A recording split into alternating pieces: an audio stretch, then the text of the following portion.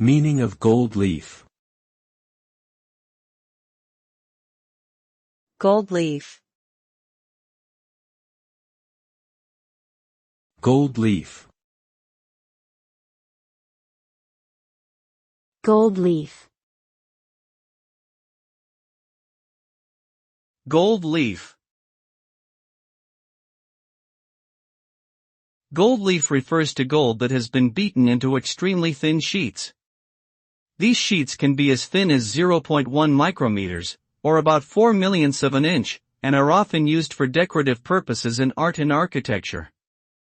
Gold leaf can be applied to a variety of surfaces, including wood, stone, and glass, and is commonly used to gild religious icons, picture frames, and furniture. When applied correctly, gold leaf creates a lustrous and reflective surface that adds a touch of luxury and opulence to any object.